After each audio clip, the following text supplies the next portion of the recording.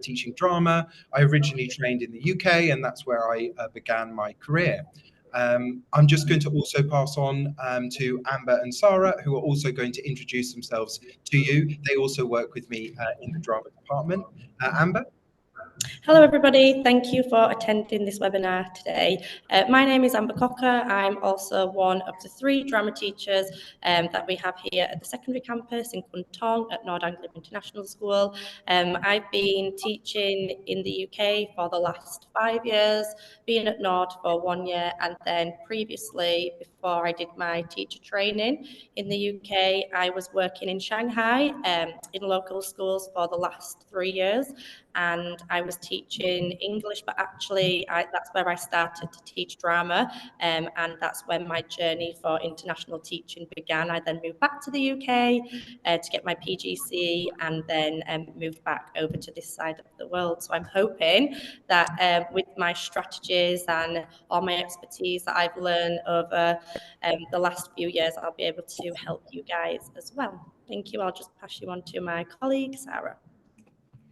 Hi everyone, my name is Sarah. I am a teacher here at Nord Anglia. I've been at the school for 3 years, teaching both primary and secondary students in drama. Prior to being in this school, I did my PGCE in the UK. I did English and drama in the UK for my teacher training. And before that, I was in Hong Kong. Again, I was working in local schools, teaching drama and English as a second language all over Hong Kong. So, yeah. Great, thank you so much. So the first thing I want to do with you this afternoon is take you on a tour. Now, I know we're not in the same place, so it's going to have to be a virtual tour. And I want you to imagine that you are a pupil for the purposes of this tour. And you're about to enter a classroom that you're really familiar with. It's a classroom that you go into regularly. But for this activity, the classroom is going to look very different. All you need to think about when you enter the classroom is what has happened in the story. Can you look around the room and find some clues that give you an indication of what might have happened in the story?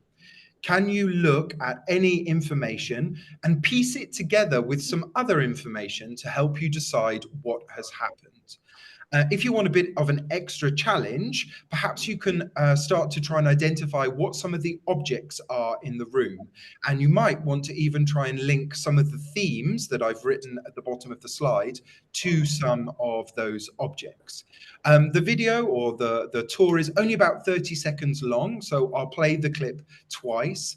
And it would be great if you could start typing into the chat anything that you think has happened in this story, any information that is giving you an indication about what has happened. Please feel free to type into the chat as we're watching this video.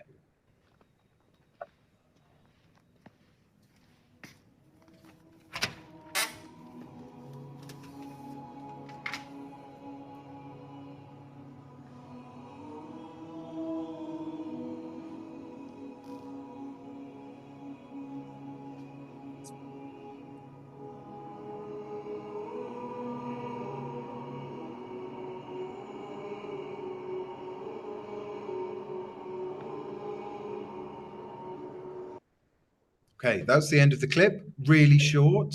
I'll leave it on this final clip before I play it one more time. What do you think has happened in the story? It would be great to get some of your answers in the chat. What clues are you reading to give you an indication of what has happened in the story? What things are you noticing? I'll just play the clip one more time.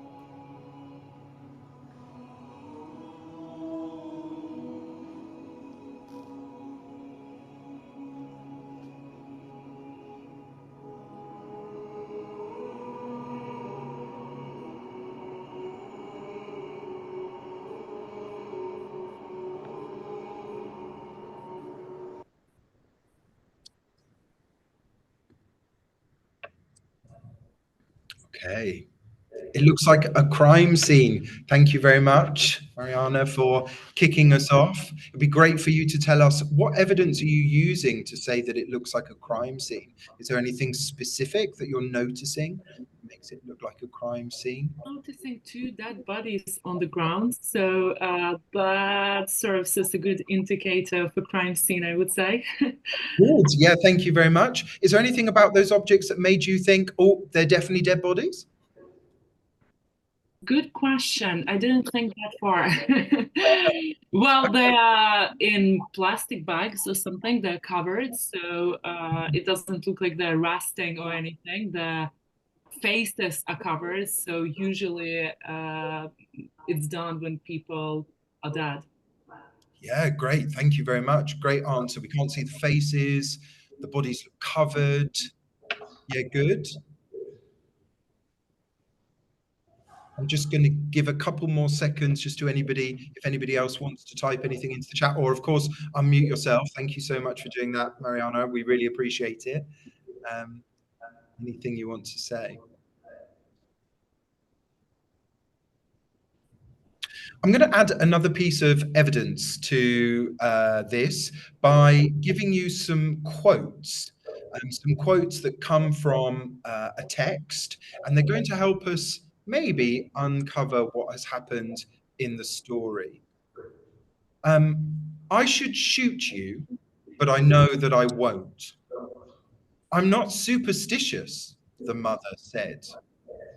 If you tell anyone and these children learn of the truth, then you know what will happen, don't you? They will both die immediately. And the final one, they were born and they died on the same day. So, Mariana, you were just kind of talking to us about the fact that you think it's a crime scene. Maybe you also thought the same. Are we getting any more information now as to what we're looking at? Can we read any more meaning into the clip that we've seen, or the video that we've just looked at? Now that we know those quotes, what kind of further information are we getting? Please feel free to type anything into the chat or to unmute yourself and jump into the conversation.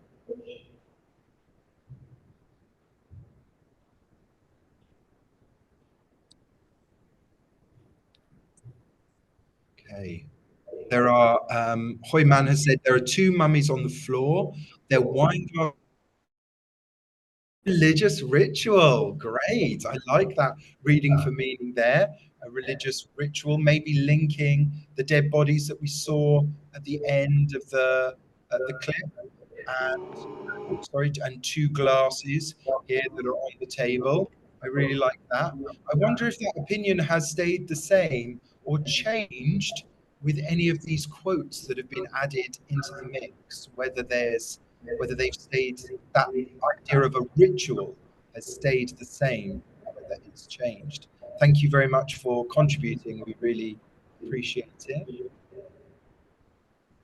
Probably superstitious. Yeah, I think that mother said, quote.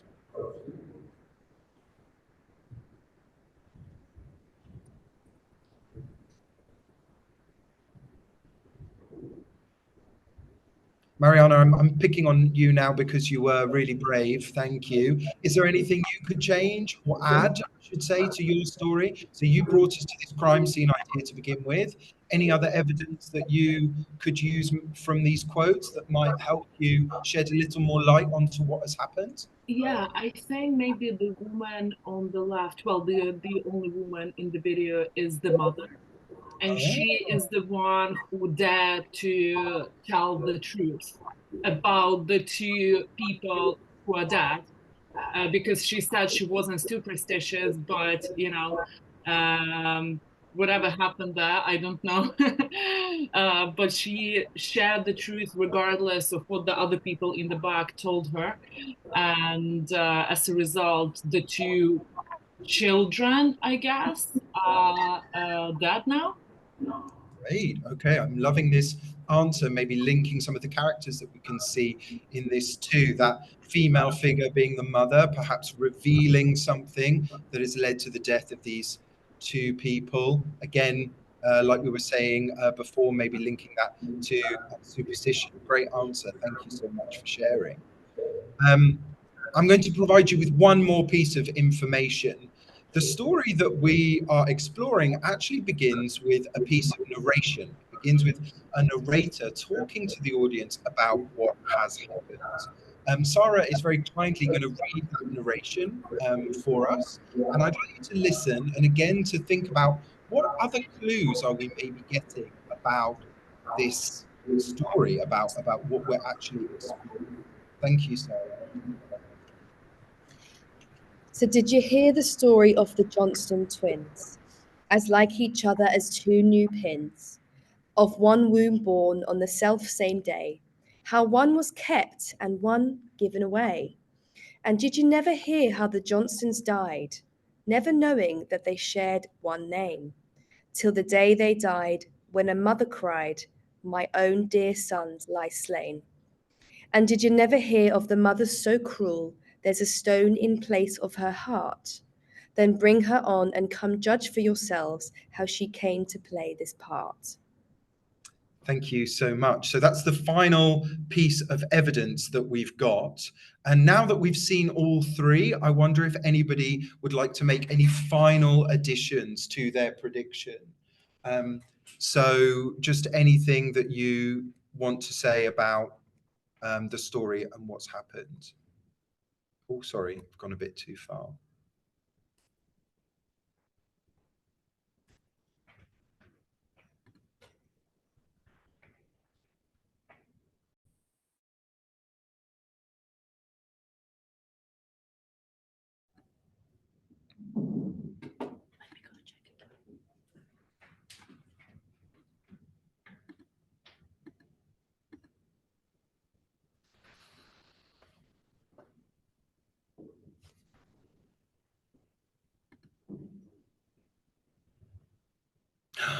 Mariana, maybe the mother sold one of her twin sons. Thank you for sharing that. I'd love to hear a little bit as what's prompted you to say that. If you feel comfortable in sharing, is there any evidence that you particularly used to come to that conclusion? Yeah, at the end it says that perhaps the mother wasn't, the kindest mother in the world. It also says at the beginning that, twins were born, but one was given away. Yeah. So it wasn't like stolen or something, because why this implies that she wasn't a good mother. So maybe she gave away or sold one of her sons and then tried to keep the truth, and then it led to the next kind of part of the story. Oh, okay. And do you think that's led to their death? Are those the two people that are there on stage, the two bodies that we saw in the video? I think they're the twins. Yeah, pretty confident. Great. I like your confidence. Thank you so much. So if you were in my year 8 class, my year 8 drama class, that is how we would begin our very first lesson exploring a play text. The play text is called Blood Brothers. It's quite a, it's an older British play, was written in the 1980s, and it deals with this story of two twin brothers. And I start the play like this, with an activity that in my classroom we call reading the semiotics. So what students have done is they've come into the room and they've had to read the signs. They've had to try and decode hidden messages from the pieces of information that I have given them. And because we're in a drama space, this information has been through set design and props and key objects, rather than just being words and things that are written. And I think by using an element of drama like semiotics as a launch pad to explore an extended piece of writing, like a play, like Blood Brothers, it really helps as a way to begin our learning time together. I am really interested in this like creating of the physical environment that students are learning in. And I think this kind of semiotics based lessons really promote this sense of inquiry. What I'm not doing is providing students with answers. I'm not really telling them what the story is about. What I'm interested in is hearing what they think, what meaning that they can derive from looking at a sign or a symbol and telling me what it means. And so in this particular classroom, what I'm saying is that questions are fantastic. You should be asking lots of questions. You should be thinking really, really hard when you're in this classroom and you're in this space. You should also be trying to find meaning, and you should be thinking about that meaning all the time. And I do this because I know that the text that we're going to read is really hard. And I know that the language that I'm going to be exposing these learners to, particularly for those students who speak English as an additional language, is going to be challenging. And they're going to have to decode some of this language. They're going to have to infer meaning. And what we're doing in a task like this is we're practicing those specific reading skills. I'm trying to physicalize the reading skill that they're then going to have to deploy in the text. I'm trying to create a sense of inquiry, learners who are really able to ask questions and really thinking about their learning. In preparation for this session, I came across a really interesting article called Critical Thinking Through Drama, and I just wanted to share this quote with you. It's on the slide. Children are presented with challenges and must think critically to overcome obstacles, make choices, and resolve conflicts within the context of the performance. This process enhances their analytical thinking, their logical reasoning, and ability to make informed decisions. Skills are invaluable in various academic and real-world scenarios. So even though this is a drama lesson and I am a drama teacher, it's not necessarily a way in which you might associate a drama lesson running. There's no performance, there's no role play. I'm not asking somebody to stand up and give a speech. I'm asking students to think, and I'm trying to unlock their creativity with the idea that our study of this text will be richer and deeper because of the learning that we've done right at the beginning. In case you're interested with this kind of pedagogical approach, I just wanted to draw your attention to a theatre company. This theatre company are called Punch Drunk. They're from the UK, but they have productions all over the world, including currently in Shanghai. And because they are a really developed theatre company, they have an excellent education department. And Punch Drunk talk about these kind of learning environments where the teacher facilitates this process of inquiry and really creates a classroom that is immersive for their learners. And in their research, they talk about the pedagogical power of immersive theatre learning. Again, I just want to read a quote to you, from Dr. Angela Colvert, who works at the University of Sheffield in the UK, and she's done a lot of research on Punch Drunk and their pedagogical theories. She says, immersive learning brings together cognitive, emotional, and physical ways of knowing, feeling, and being. So we're taking the kind of cognitive process that we're asking students to engage with, because we're obviously trying to help students think. That's part of what our job is as a teacher. But we're bringing in some like feeling as well. We're trying to make students feel something in this environment.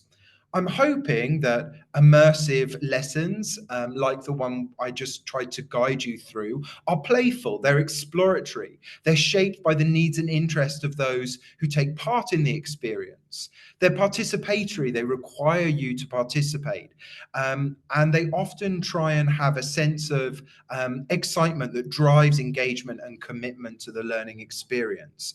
It's meant to be a sense of adventure. It's meant to give students a sense of agency, as well as a sense of magic that makes immersive learning so effective and effective. So in this lesson that I've just guided you through, I'm certainly not suggesting that if you were to come and see me teach, every single drama lesson would be like this. But when I'm starting something that I know is going to be hard for students, or when I'm thinking about how am I going to get this class who maybe lack confidence or struggle with reading in English, how am I going to get them to engage with this text?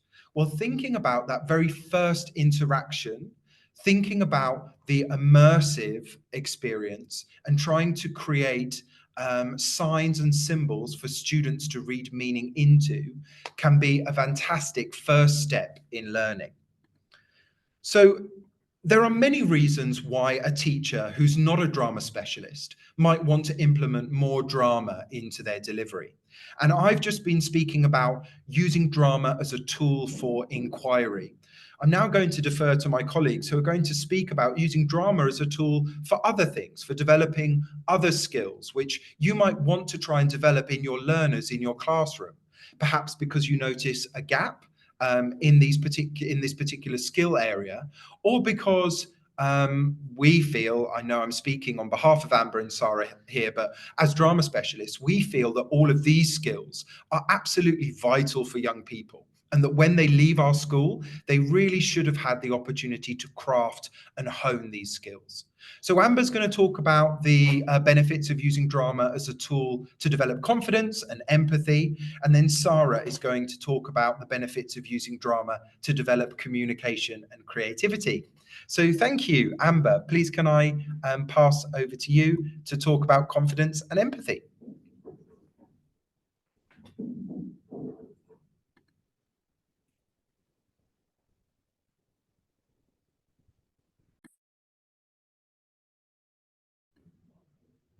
Sorry, Amber, you're on mute. Sorry, thank you. Thank you for that, Guy.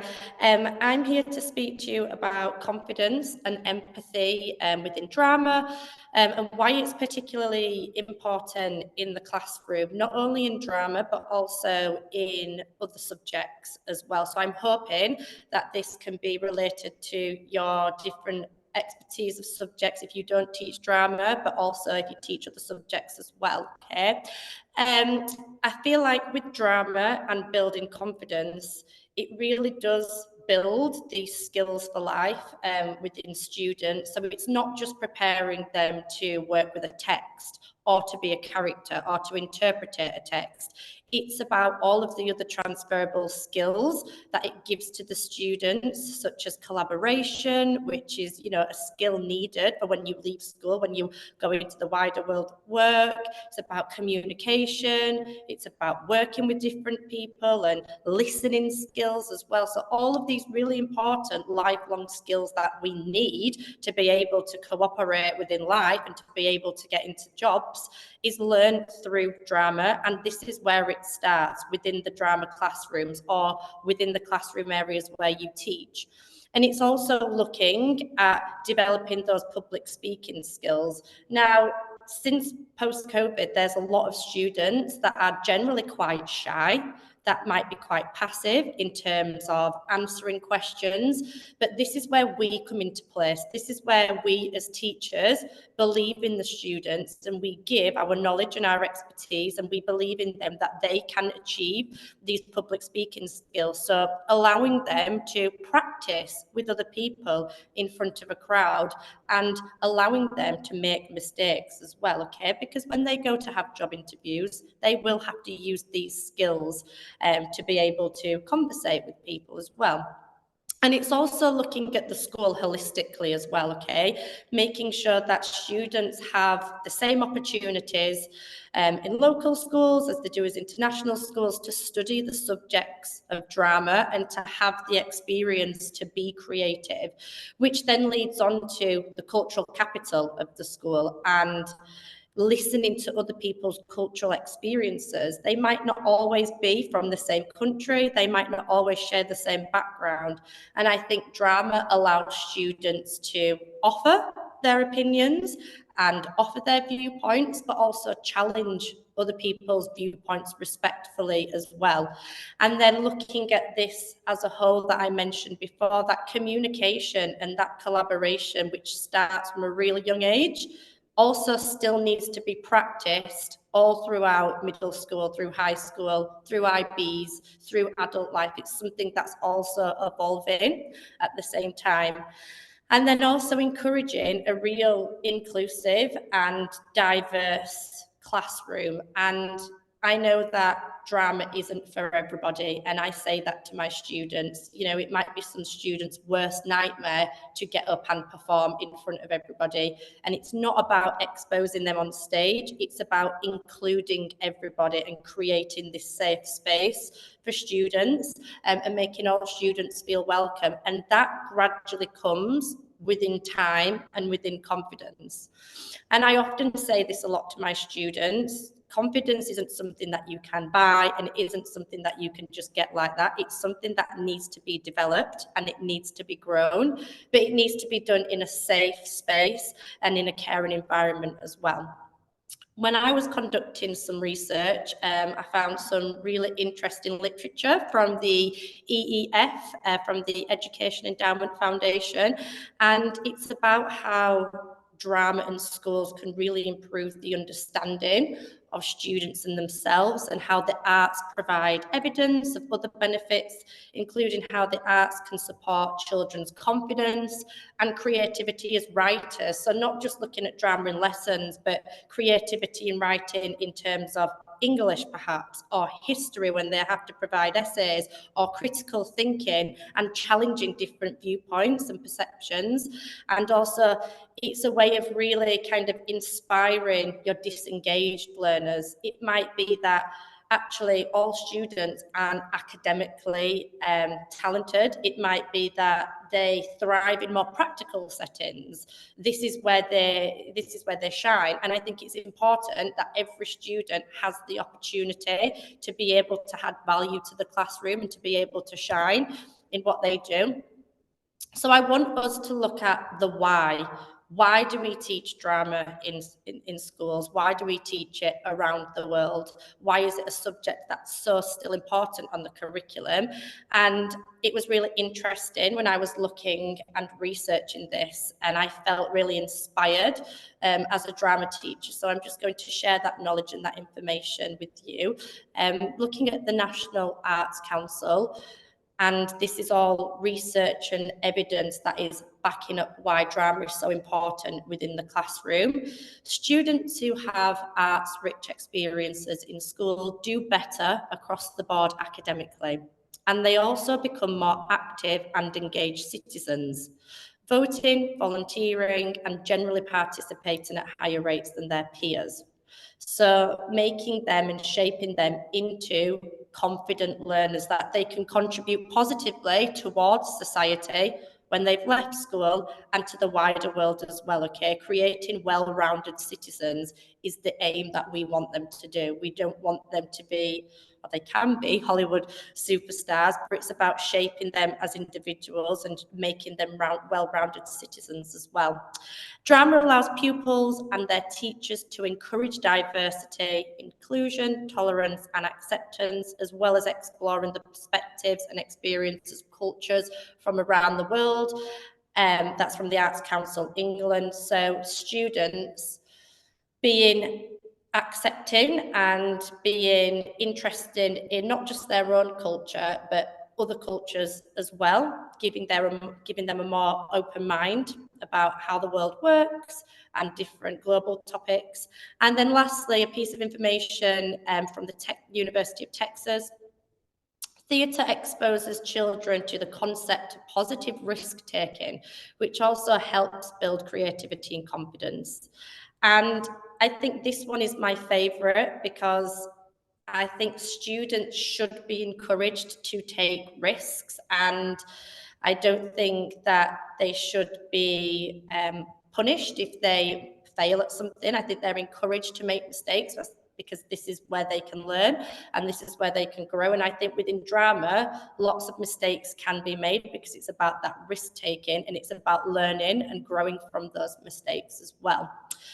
So I just want to pass you some knowledge and some strategies that I've learned over the years in my drama toolkit of how we implement growing confidence and empathy within our classroom and how perhaps you can maybe do it in your own classroom. So on the slide now, there are a few activities what I use from year 7 all the way up to year 13 actually, and I won't speak through all, but I'll give a couple of examples for some of them. But the first one that I want to speak about is ensemble activities. So working as a whole class. This is something that I like to do to promote class cohesion and class rapport, and particularly for those students who are maybe less involved or feel a bit shy to join in. I think this is a great one to make them feel less exposed and be part of a group. So an example of when I used ensemble activities working as a whole class was this week actually with one of my year 10 IGCSE classes. They are currently looking at a script, a Frankenstein script that they will be preparing for their written exam. But a lot of the written work comes through practical so that they can experience working practically and then they can write about it with a clear vision. One of the exercises was looking at how the creature can move in different ways, looking at its physicality. And I got all of my 20 students just in a space around the room, and I asked them to share their ideas with how a creature might move at first. And then because it felt a little bit alien towards us, and it's not every day we're acting like creatures, I asked them all to do their interpretation of a creature and move at the same time. And none of them felt stupid or felt embarrassed doing this because a safe atmosphere was created. And the work that I got from them was really positive, and the learners who felt a little bit more confident would then say a line. And I think it's about creating this safe space for students to feel like if something does go wrong, it's okay. It's not the end of the world. So that's something that I like to use quite often, that is less exposing for maybe your more shy students.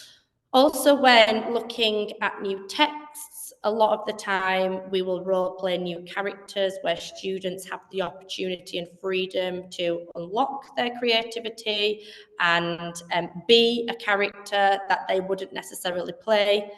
And this is actually really interesting, and it's really enlightening to watch students who maybe wouldn't put their hand up to answer a question but feel comfortable playing a character. It's nice to see them using their skills coming to life. And then we do a lot of exercises around looking at characters' perspectives to promote empathy, especially in secondary school, year 7 and 8 onwards. Students are starting to develop this skill of empathy, and it's a really nice way of looking at characters from different perspectives and how we can promote empathy and how we can sympathise but also empathise with other people and with characters within new texts that we're learning as well. I don't want to go through all of my exercises just because I am aware of time, but I am more than happy to share some instructional guidelines of how you can implement these exercises within your classrooms, because I know just looking at those, that slide like that, you might not know how to do it. So I'll be more than happy to leave my email and share all of my knowledge and everything that I do in the classroom with you. And if you're wanting to ask any questions at the end, I am more than happy to answer your questions. So I hope that I've given you some inspiration or given you some ideas of how you can grow and develop that confidence in the classroom and that empathy. And I am going to pass you on to Sarah, who is going to speak to you about creative learners and communication. Thank you. Thank you, Amber.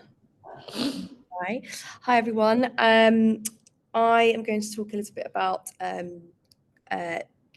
developing creativity and communication in your classrooms, and I hope that my section aims to give you some creative ideas and ways to introduce new content, to enhance current skills that you teach in your lessons through drama. And I'm not just referring to an English classroom. I hope that these skills and these techniques I'm about to tell you, they can be used across the board and across lots of different subjects. So, and ultimately, these techniques, they aim to develop communication amongst students. It aims to give students a sense of agency in their own learning, when they can make their own decisions and take control of their learning. Ultimately, it aims to improve the level of engagement in your classroom and the outcomes that you will get, improving the collaborative skills amongst students in the lessons, developing empathy, and to foster new thinking routines. So a lot of my experience is using drama in an English setting, so having a drama-based approach to English language teaching. But lots of these drama techniques are definitely valuable and can be used across a wide range of subjects. And they have the means to strengthen students' active involvement in any learning process, because it involves fun, excitement. It can involve, laughter into any classroom setting, and it encourages cooperation and collaboration in a really creative context. And just some examples, and I will go into a little bit more detail to some specific examples in a moment, but just some types of techniques that you can implement into your teaching, into your classrooms, are things like using role play, using frozen pictures, still images to represent something or tell a story, using script writing or performing, if you are doing drama or English, performing scripted plays, using mimes and non-verbal communication, improvisation as well, and simulation, kind of recreating realistic situations. And I'm going to talk a little bit more about that in the next slide. So I just want to talk a little bit about a strategy called Teacher Enroll, and it's also something which we call process drama. And I have recently used this with my year sixes, and it's a process to scaffold deeper inquiry into your text or whatever you are teaching, and to scaffold role plays into the classroom. I know it says the English classroom here, but it's definitely something that can be used across the board. Teacher Enroll is an element where the teacher steps out of their teaching role for a moment and becomes a character or becomes a role. And it doesn't necessarily require, it doesn't require a written script, a pre-written script, or necessarily an audience other than your students, and it doesn't require you to have acting experience. It's just a way for you to draw interest and intrigue from the students, to provide more depth into a character in a text that they may be studying.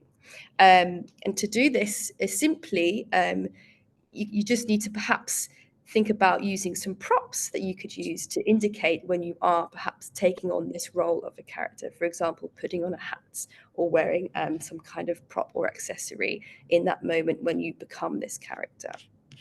An example of this, for when I did it with my year 6 students, is we were studying a text called Darkwood Manor. And there was a story about a girl who had lived in this house with her family, and she was estranged from her parents. And her parents had disappeared, and this girl was looking for her family. And I came into the classroom with a costume on and a hat, and I sat down on a chair, and the students, the first time they had met this character, they would sort of engage in a hot seating activity where they'd ask me questions while I was in role, and I would answer, and it'd give them sort of deeper context and sort of depth into the character that I was the role as the teacher in role. And then when I left the room or I took off my costume, I was then back as myself as the teacher. So yeah, it's just a really interesting way to draw sort of that depth and intrigue from students, and sort of really creative and fun, and it kind of takes the pressure off sort of that really formal kind of teaching sometimes, to kind of add this strategy into your lessons. I wanted to talk to you about another strategy which is closely linked to teacher and role, and some of you may have heard of this before. It's called Mantle of the Expert. Now, Mantle of the Expert is something that is used very much in lots of different subjects, not necessarily in drama all the time. It's a concept where it was an educational approach that uses imaginary context to generate purposeful and engaging activities for learning. And it works by the teacher planning a fictional context where the students will take on the responsibilities of an expert team. So the teacher, you're not necessarily in a sort of a position where you're acting a role, but the students take on the role of being the experts of a certain situation. And I'll give you some examples in a moment.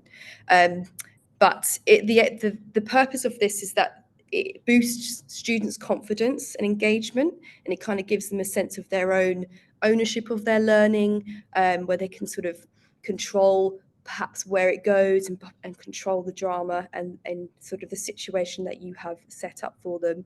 And when coupled with teacher and role, if there is an element of teacher and role within Mantle of the Expert, it can definitely, as I've written here, it definitely alters that power dynamic in the classroom, and it gives that sort of a sense of agency to students where they can make their own decisions and have their autonomy. You can give the autonomy to students in your classroom.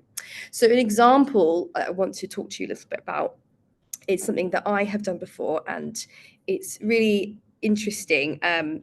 And although this is an example that can be used in an English setting, like an English classroom, I will give you some sort of examples of how it could be used across the board as well. So an example text that I used was Little Red Riding Hood, and the frame that I had set up was that students or a suspicious murder had happened, and the students were to investigate the death of the suspicious death of the big bad wolf. And I set the scene by, firstly, they hadn't seen the scene. I set the scene firstly by receiving a phone call with the news that there had been a suspicious death at Grandma's house, who lives in the woods. And you can probably tell this is aimed at younger students. And I said to the students, well, we need a team of detectives to solve the case. And that needs to be you. It needs to be the students. And then I would take them to the mock crime scene that I had created. And the students would go in and they would search for clues and evidence, and they'd have their notebooks and to have sort of, pretend cameras. Perhaps you could give them some sort of lab coats where they take their evidence as they go along, where they search the crime scene, and it really sets up this sort of intrigue and sort of inquiry. And it also kind of definitely links back to what Guy was saying at the beginning about reading the semiotics. This is a real interesting way to sort of begin a piece of content that you're starting, or introduce a text. And perhaps also linking this back to using teacher and role, something else I did in this session was with the students, after they searched the crime scene, I asked them if they'd like to interview the grandma, who is one of the suspects. And then I became the grandma as the teacher in role, who they would interview and have and question. So that was another aspect of drama that I added to this lesson. So that is one example of how you could use Mantle of the Expert and teacher in role. But as I said, this can be used, so this technique of Mantle of the Expert does get used and is used across a wide range of subjects. For example, you could set up, if you're a science teacher, you could set up something in a lab where the students had to solve the mystery using different equipment. And for example, in a geography lesson, it could be students become experts, and the archaeologists who are excavating something in ancient Egypt. So it's definitely something that is widely used across a range of subjects. And I just wanted to kind of summarize all these different techniques that I use frequently, but also I have used in English, and that can definitely be sort of shared with you all, and I hope that you are able to take this away with you today. So as I said before, still image stories is a really good technique in sort of implementing into your teaching. Voiceover projects, script writing and performing, using role play in your teaching, non-verbal communication, mime, and improvisation. And I'm very happy to send through these ideas, these strategies that I've talked to you about, these examples, the lesson example that I gave you. If anyone would like to know more about that, I'm very happy to share that as well. So, and if you have any questions, please feel free to pop them in the chat, and I would gladly answer. So, thank you very much. I'm just going to pass you back to Guy. Thank you so much, Sarah, and thank you, Amber. So we just wanted to end today's session with our kind of final 10 minutes, with just offering you an opportunity to ask any questions, as Sarah and Amber have said, but also to reflect on if you were to start to think about implementing some drama into your curriculum planning or into your lesson delivery, what is one aspect of your curriculum that might be positively benefited from that? Like, what might it help you to do? What might it help your students be able to explore and learn? Hopefully, we've given you a flavour of what it could be used for today. And obviously, it can present some challenges. Amber particularly has hinted at this, that actually using drama as a tool for learning as a non-specialist can seem really daunting and feel quite challenging. But also,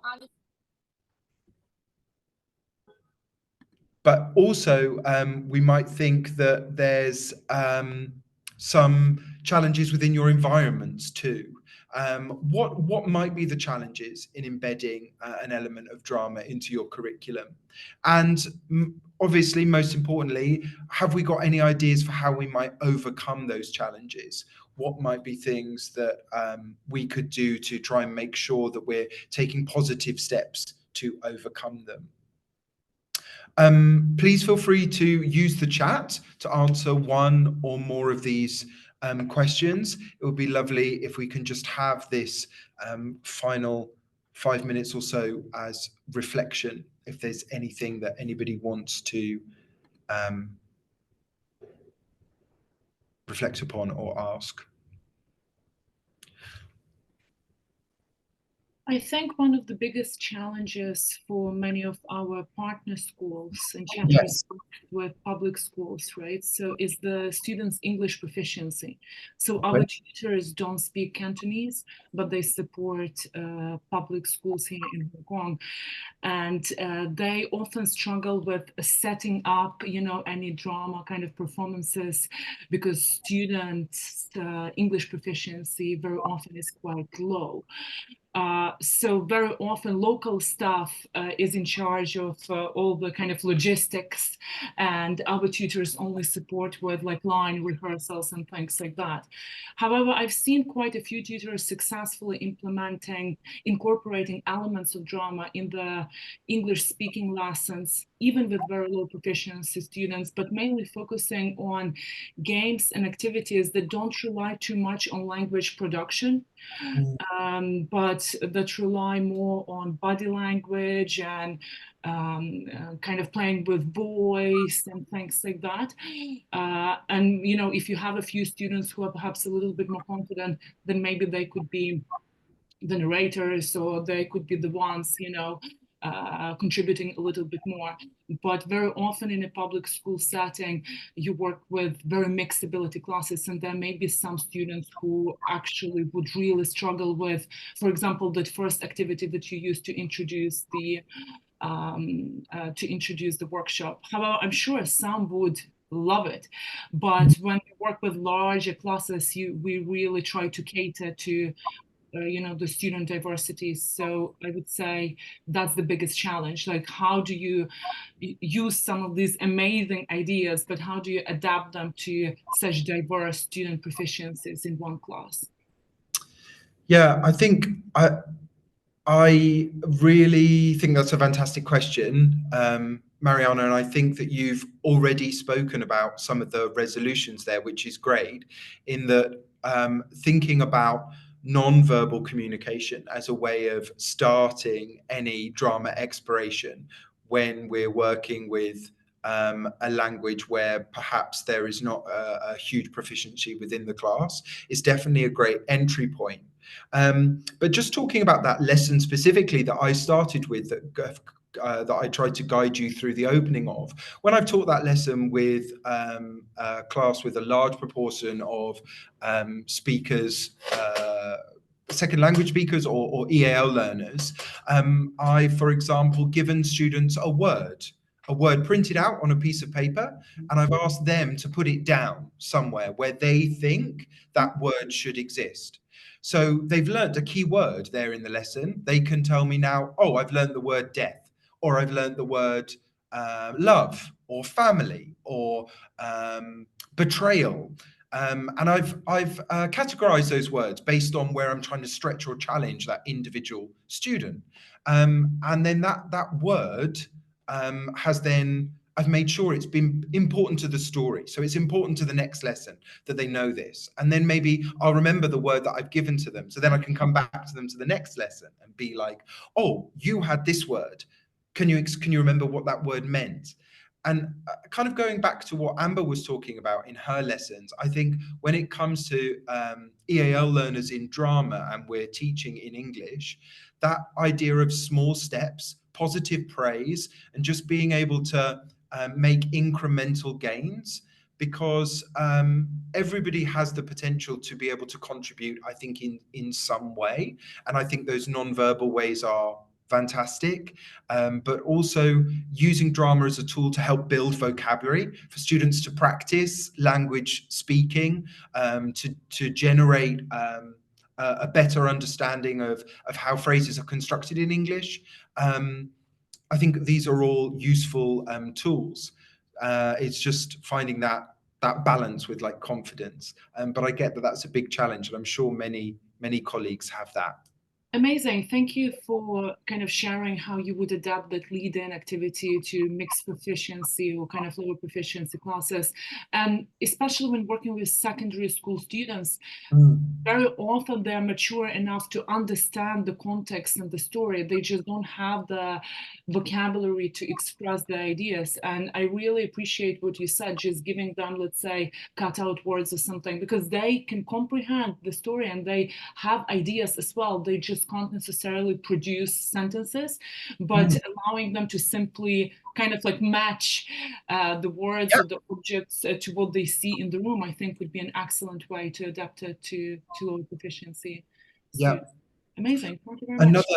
Another idea that's just come to me, Mariana, that maybe you could use is, if you're working around a central text and the students can kind of understand the story and what's going on, what you might like to do is, when they're working in groups, they could, of course, plan their drama piece in Mandarin or Cantonese, whatever their home language is.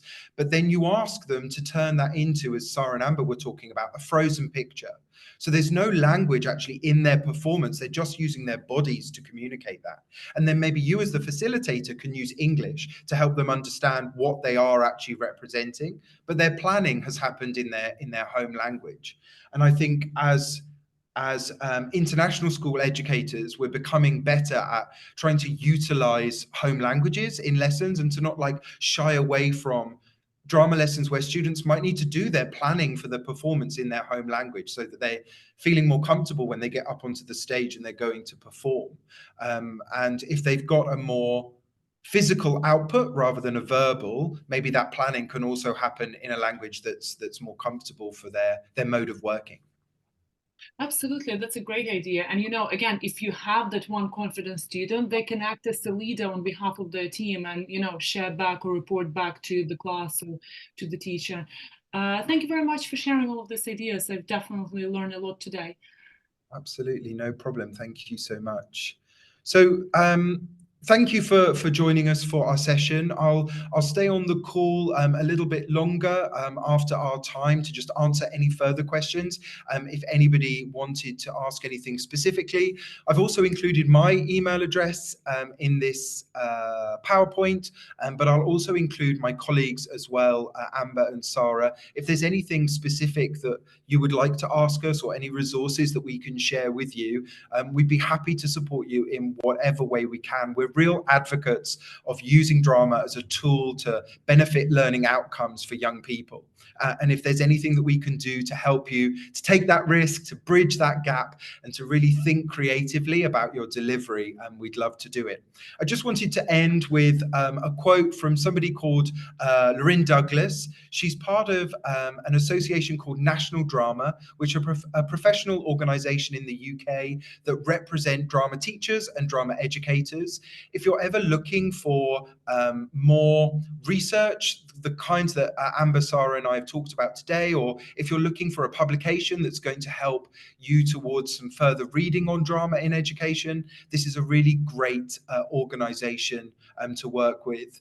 I'll just read it for you. Take a group of young people, mix in an experienced and passionate teacher, add in conflict, misunderstanding, diverse cultures, views and opinions, stir in some empathy, sprinkle with listening, sharing, developing, exploring, and devising as an ensemble, or that means a group. Top up with a pinch of acceptance and freedom of expression of different voices to be heard. Plate up with historical, social, and cultural context, and invite others to sample inclusively. The mix of flavors can transform someone. We all deserve an opportunity to connect, and I believe drama can help us to do this. Thank you very much. Thank you for being here. As I said, I'll stay on the call if there's any further questions that anyone would like to ask. Thank you very much for listening.